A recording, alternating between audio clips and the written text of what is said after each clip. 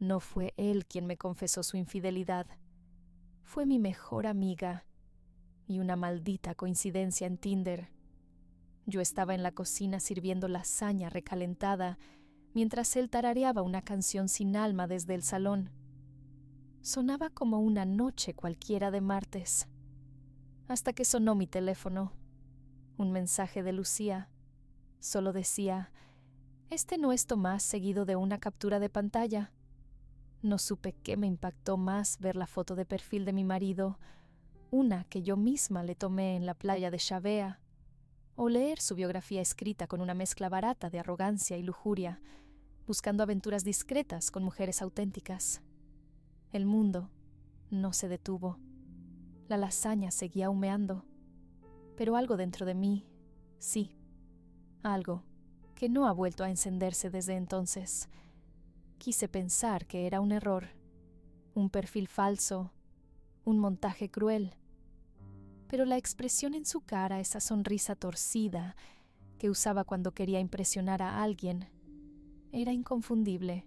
Y Lucía, que había estado haciendo swipe por aburrimiento en casa, no tenía motivos para mentirme. Yo tampoco tenía motivos para seguir negando lo evidente. A veces el momento en que se rompe todo no llega con un grito ni con una pelea. Llega en silencio, con una imagen en un mensaje y con el peso brutal de la certeza cayéndote en el pecho. Esa noche no dije nada. Me acosté a su lado como siempre, pero por dentro ya me había ido. Me llamo Alma. Tengo 30 años y hasta hace muy poco pensaba que tenía una vida tranquila, de esas que no llaman la atención, pero que muchas mujeres desearían: un trabajo estable, un marido encantador, una rutina dulce y predecible. Era ese tipo de vida que no grita, pero que susurra seguridad. Al menos eso creía yo. Trabajo como coordinadora de marketing en una agencia pequeña, pero exigente. Mi día empieza a las 7, café paseo corto, con Bruno, mi perro mestizo, con cara de sabio, y luego, directo al trabajo. Almuerzo en el escritorio, salgo pasadas las 6, y muchas veces llego a casa con la energía justa para preparar algo rápido, ver una serie con Tomás y dormir. Suena monótono, lo sé, pero cuando uno cree que está construyendo algo duradero, acepta esa monotonía con cariño. Tomás y yo llevábamos 5 años de casados, 7 de relación. Nos conocimos en una fiesta de Año Nuevo. Yo fui por compromiso, él por impulso. Hablamos toda la noche. Me hizo reír tanto que me dolía el estómago. Me dijo que tenía una conexión especial conmigo. Y yo, que nunca había creído en esas cosas, decidí creer. Desde el primer día, él parecía tener claro que quería estar conmigo. Me regalaba libros, cocinaba los fines de semana, me hacía sentir deseada. Era detallista, inteligente, sociable, un tipo que todos querían cerca. Nos casamos en una ceremonia sencilla con nuestras familias y amigos más cercanos. Él no quería un evento grande. Lo importante es lo que venga después, dijo. Y durante un tiempo lo que vino después fue bueno. Adoptamos a Bruno, decoramos el piso, juntos. Hicimos viajes cortos por España.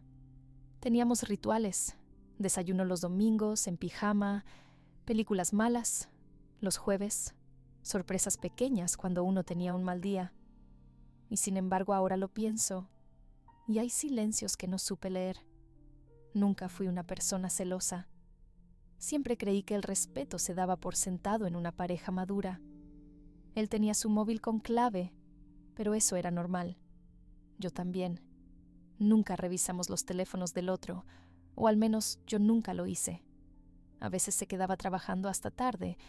Decía que había entregas importantes. Cuando llegaba, se duchaba, cenaba algo rápido y se dormía. No había motivos para desconfiar.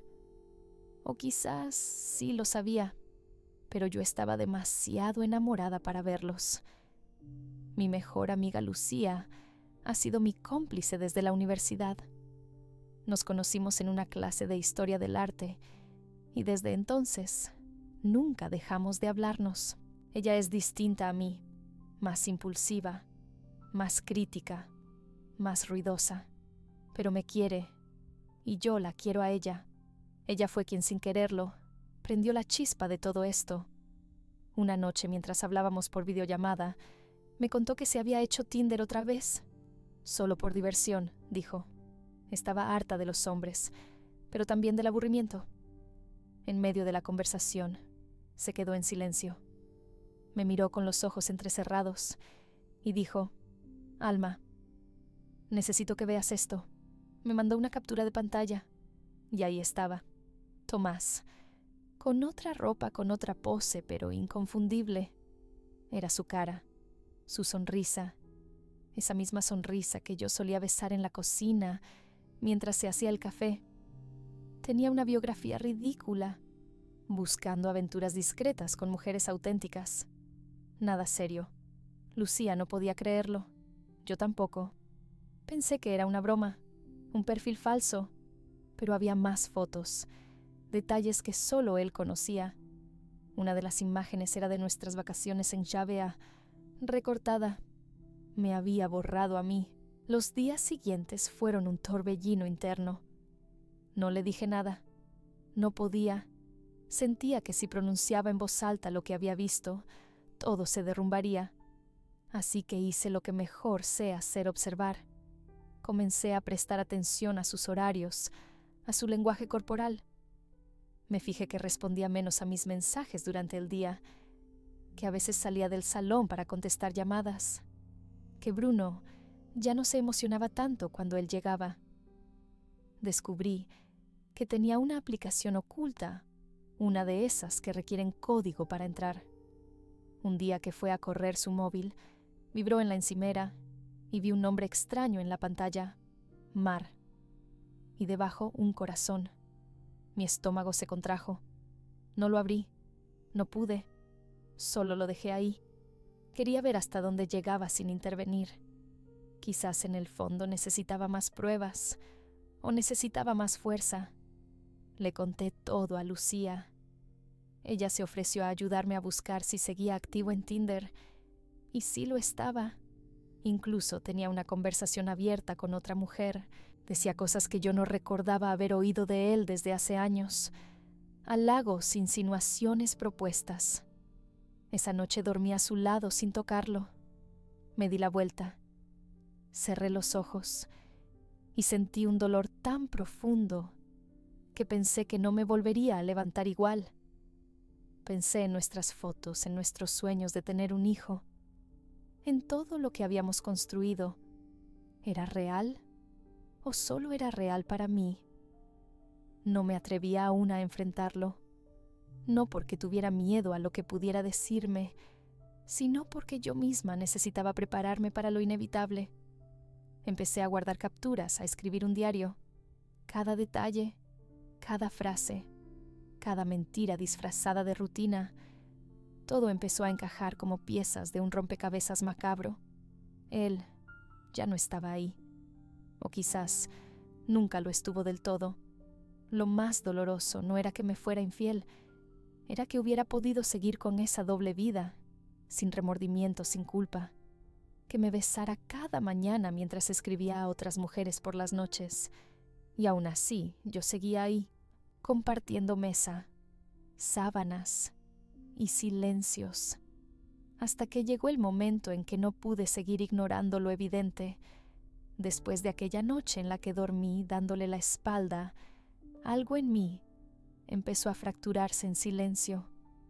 Era como si mi cuerpo siguiera cumpliendo con la rutina: ducharme, trabajar, fingir sonrisas.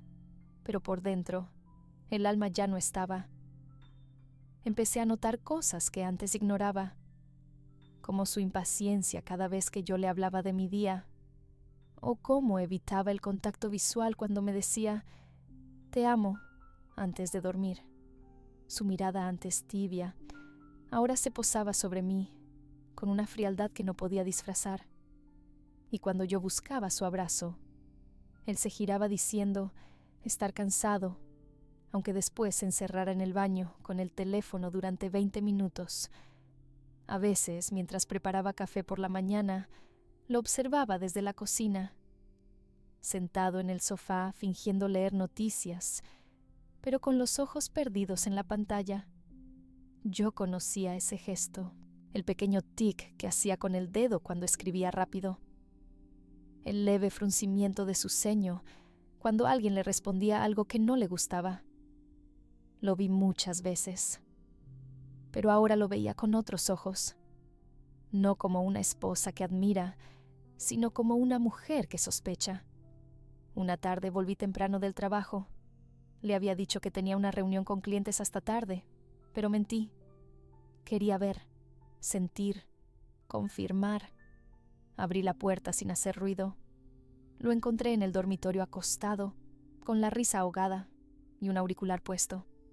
No me vio, no me escuchó. Dijo algo como: «Entonces, ¿nos vemos el miércoles?» Me muero por repetir lo del otro día. Su voz era otra, más joven, más suelta, más sucia. Me fui sin que me notara.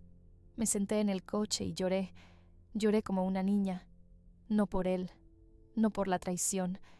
Lloré por mí, por la ingenuidad, por haber creído que el amor bastaba, por haber sido leal a alguien que solo fue leal a sus deseos. Esa noche no dije nada. Cenamos como siempre. Él habló del tráfico. Yo asentí. Lavé los platos y después me encerré en el baño. Me miré al espejo largo rato. Quería reconocerme, pero no podía. ¿Dónde estaba la mujer que había soñado con una familia, la que defendía su dignidad, la que no permitía que la pisotearan Lucía, mientras tanto seguía ayudándome?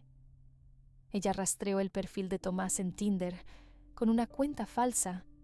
Lo confrontó como si fuera una desconocida, y él cayó. Le dijo que estaba casado, pero que el matrimonio estaba en crisis, que su esposa ya no le prestaba atención, que se sentía solo. Palabras que me repugnaron, porque si algo no había sido yo, era ausente. Siempre estuve ahí, siempre fui su hogar. Él eligió escaparse. Una semana después, encontré un correo en su bandeja de entrada que había dejado abierto por descuido. Era de una tal Nuria. Le escribía con frases melosas proponiendo una escapada de fin de semana. Hablaba de la habitación del hotel, donde me hiciste olvidar el mundo, y de pronto ya no era solo una aventura ocasional, era una historia paralela, una vida duplicada. Imprimí los mensajes, todos, las fotos, las conversaciones que había recuperado del teléfono viejo que logré encontrar en su cajón del armario. Había más mujeres, algunas con nombres, otras solo con emojis, algunas jóvenes, otras casadas, todas con algo en común, ninguna era yo. La traición dejó de ser una sospecha, era un archivo de evidencia, fría, innegable, pero aún así no le dije nada. Él seguía en su papel. Me traía flores un jueves cualquiera, me preguntaba si quería ver una película, me abrazaba por la espalda mientras cocinaba. A veces incluso me decía que estaba pensando en que tuviéramos un bebé. Hipocresía pura.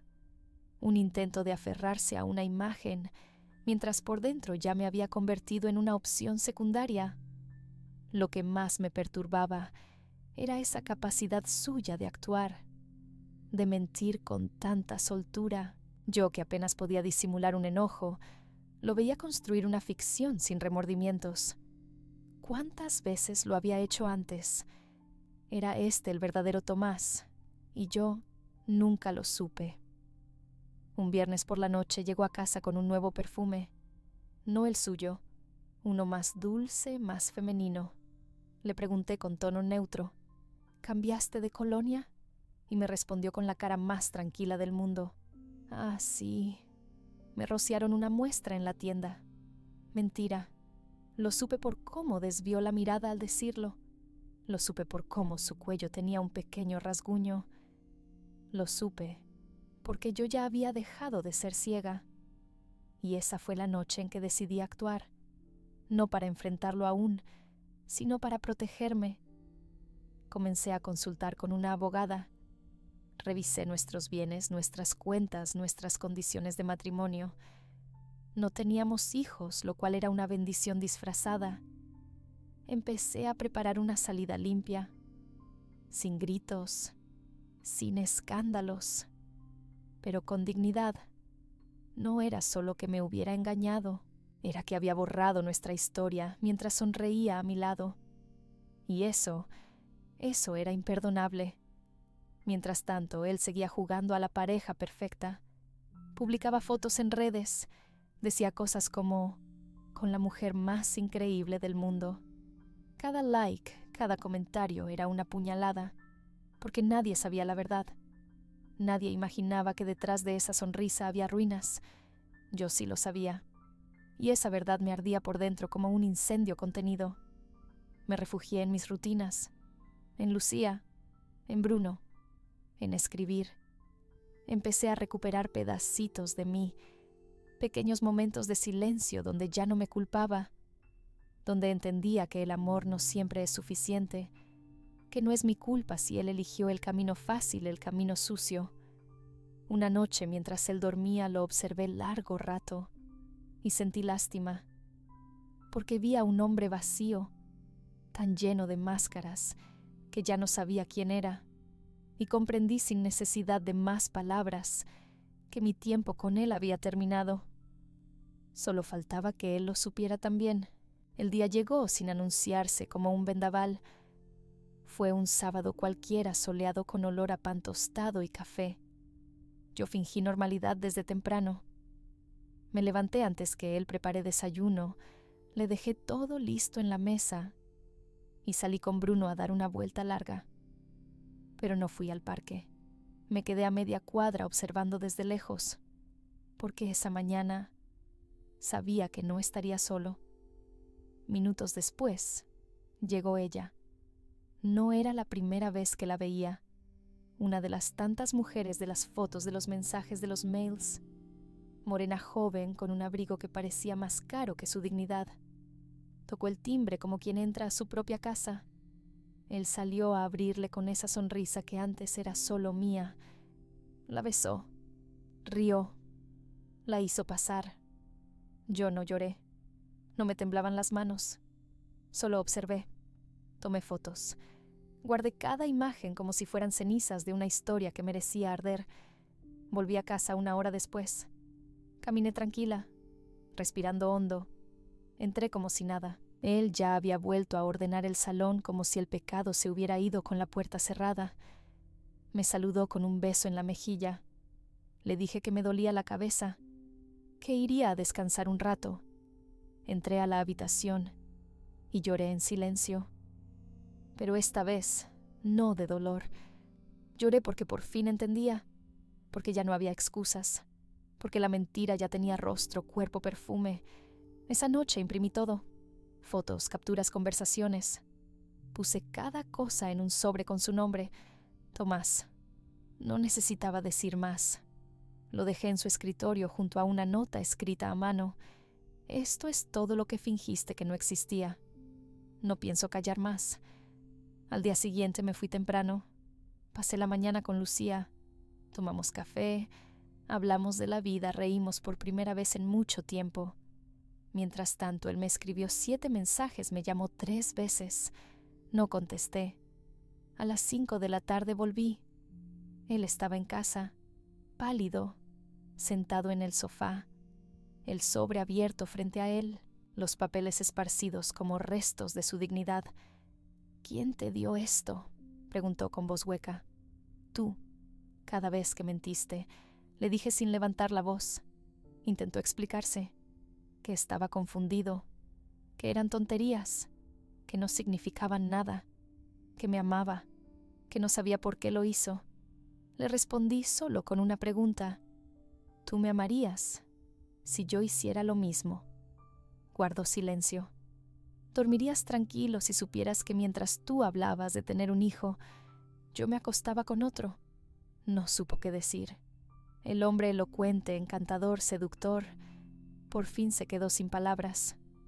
No grité, no lloré, Le dije que ya había hablado con una abogada, que quería el divorcio, que no pensaba compartir techo con alguien que no sabía respetar ni a sí mismo.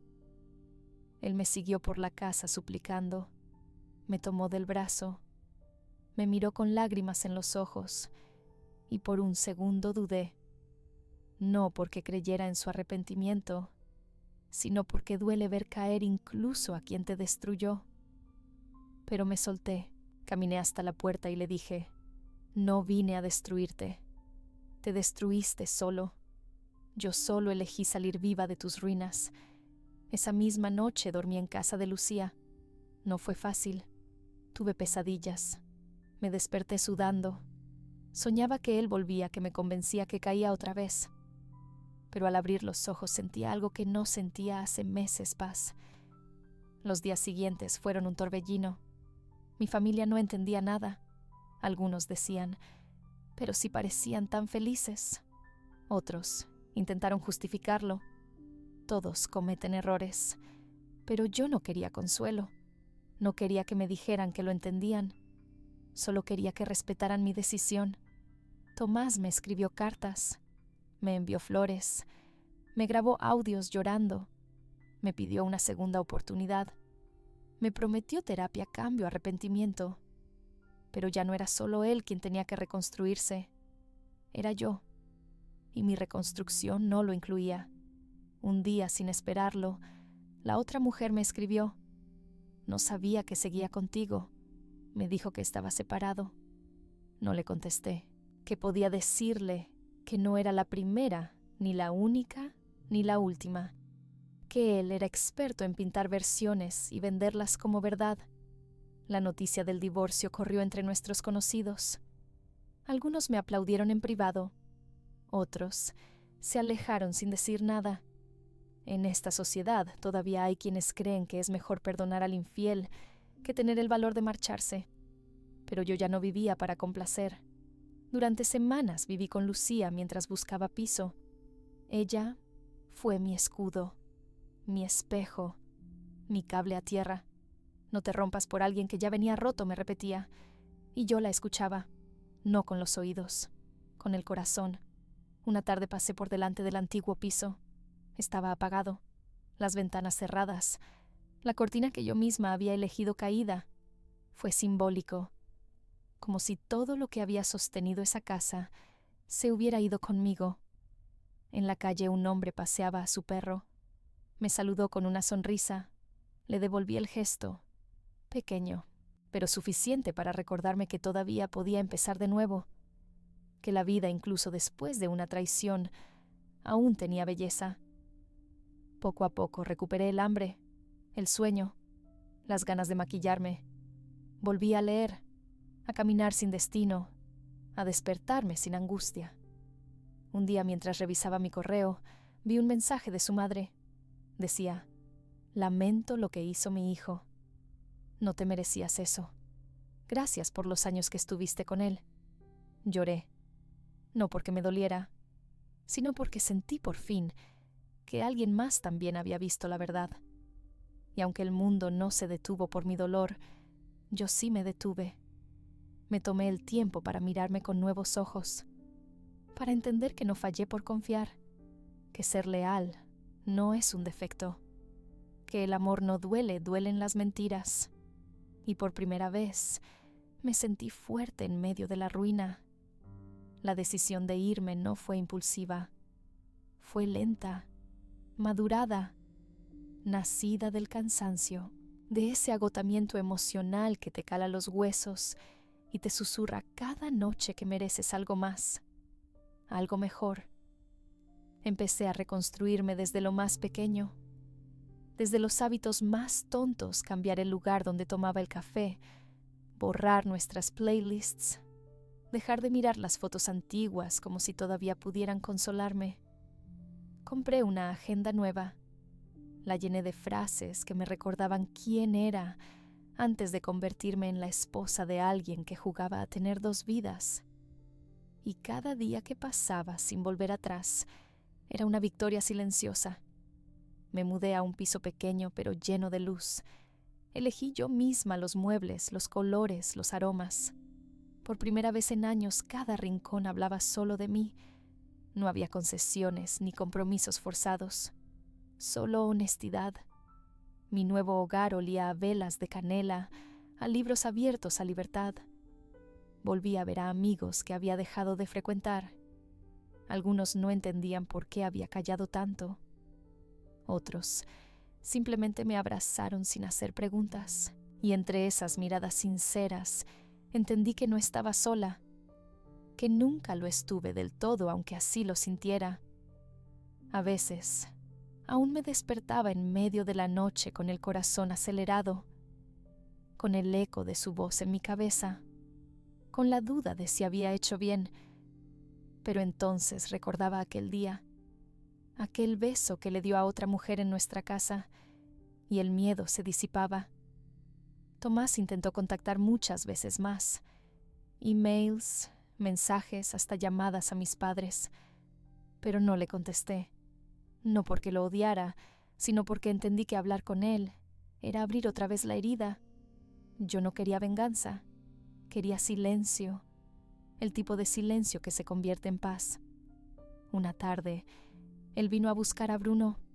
Lo encontré en la entrada del edificio más delgado, con los ojos apagados. Me preguntó si aún podíamos hablar. Le respondí que ya habíamos dicho todo, que el silencio era nuestra única conversación pendiente. Bruno se fue con él sin mirar atrás. Y aunque dolió, supe que era lo correcto. Tomás no merecía perdón, pero Bruno merecía a los dos. Y yo merecía empezar de cero. Esa misma noche escribí en mi diario: hoy cerré una puerta sin necesidad de golpearla. Y al otro lado, solo quedó el eco de lo que ya no soy. Durante meses trabajé en mí. Hice terapia. Empecé a correr por las mañanas. Aprendí a estar sola sin sentirme vacía. Volví a tocar el piano. Compré flores para mí. Me regalé todo lo que antes esperaba de él. Y en esa reconstrucción, en ese acto de amor propio, entendí muchas cosas. Entendí que no fui débil por amar, que confiar no fue un error, que la traición no me definía, que la herida no era eterna. Una noche, mientras caminaba por el paseo marítimo, vi una pareja besándose con la intensidad de los que creen en lo eterno. No sentí envidia, sentí ternura, porque yo también había creído, y porque a pesar del dolor no quería dejar de creer. A veces me preguntan si lo perdoné, y yo sonrío, no por burla, sino porque perdonarlo dejó de ser necesario. Cuando uno se libera, ya no necesita cargar con lo que no le pertenece. Y a veces me preguntan: ¿volverías con él si cambiara? Y yo contesto con la misma calma con la que hoy vivo: no, porque para volver con él, tendría que volver a ser quien era. Y esa mujer ya no existe. El tiempo no borra, pero sí transforma. No borra el engaño, ni la decepción, ni los días en los que una se arrastra emocionalmente para sostener lo insostenible. Pero transforma el dolor en distancia, la herida en cicatriz, y la cicatriz en recuerdo. Uno que ya no duele, pero que enseña. Hoy, meses después de todo, puedo mirar hacia atrás sin quebrarme. No porque haya olvidado, sino porque aprendí a recordar sin quedarme atrapada. Vivo sola, en paz, sin necesidad de explicar mis decisiones, sin tener que justificar mi risa ni negociar mi tristeza. Hay días buenos, días grises, como los tiene cualquiera, pero todos mis días ahora me pertenecen. Ya no vivo a través de otro. Ya no soy sombra de ninguna historia. Tomás ha desaparecido de mi vida. No sé si encontró redención, si sigue mintiendo, o si alguna vez miró hacia adentro y entendió lo que rompió. Pero ya no me importa. El castigo más grande para alguien que destruye sin mirar atrás es quedarse solo entre los escombros de lo que fingió amar. Yo me quedé con lo verdadero, con los aprendizajes, con las personas que no me soltaron, con una versión de mí que jamás imaginé recuperar.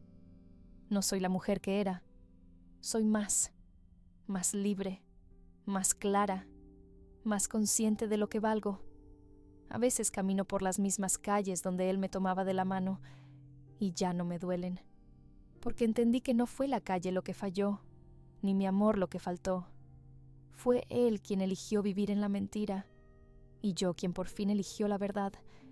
No grité mi rabia, no escribí venganza, no busqué justicia pública, pero la vida silenciosa termina acomodando todo en su lugar. Y si alguna vez dudé de mi decisión, basta con mirarme ahora, despierta, serena, capaz de dormir tranquila sin revisar teléfonos ajenos, capaz de amar mi soledad sin miedo, capaz de volver a creer, pero esta vez con los ojos abiertos. Alguien me dijo una vez, el amor que más cuesta es el que debes darte a ti misma después de que te rompen. Y tenía razón, pero también es el que más libera, porque a veces no hace falta vengarse. A veces basta con irse.